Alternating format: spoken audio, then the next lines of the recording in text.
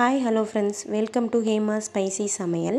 வாங்க இன்றைக்கி குயிக்கான ஒரு மிளகு ரசம் எப்படி பண்ணலான்னு பார்க்கலாம். அதுக்கு ஒரு சின்ன எலுமிச்சம்பழ சைஸ் அளவு புளி எடுத்து கரைச்சி வச்சுருக்கேன். கூடவே ஒரு தக்காளி ரஃப்பாக மிக்சியில் அரைச்சி எடுத்திருக்கேன். மஞ்சள் பொடி பார்த்திங்கன்னா 1/4 டீஸ்பூன் சேர்த்துருக்கேன். பெருங்காயத்தூள் 1/4 டீஸ்பூன் சேர்த்துருக்கேன். கூடவே வீட்டில் அரைச்ச மிளகு ஜீரக பொடி ஆட் பண்ணியிருக்கேன். ஒரு டீஸ்பூன் அளவுக்கு ஆட் பண்ணியிருக்கேன். தேவையான அளவு உப்பு, நான் கல் உப்பு சேர்த்துருக்கேன்.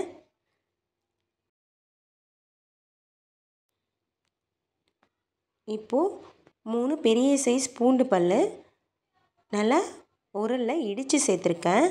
இடித்து சேர்க்கும்போது நமக்கு அதோடய ஃப்ளேவர் நல்லாயிருக்கும். இப்போது சேர்த்துக்கலாம்.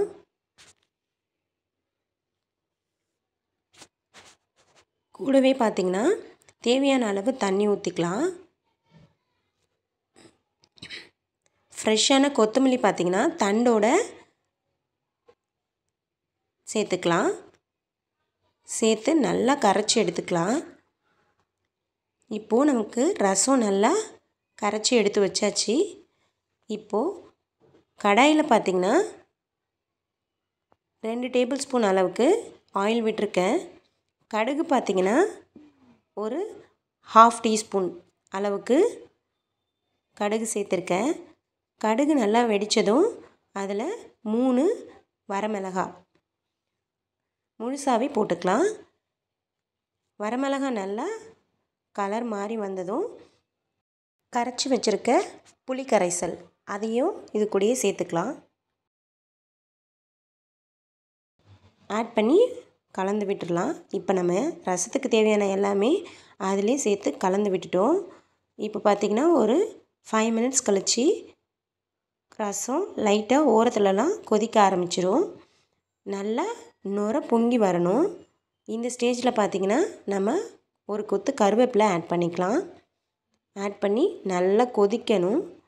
ஒரு 5 மினிட்ஸ் கொதிக்க வச்சாலே போதும். அது மேலே அப்படியே நுரைச்சி வரும். இப்போ பாருங்கள், நல்லா நுரைச்சி வந்திருக்கு.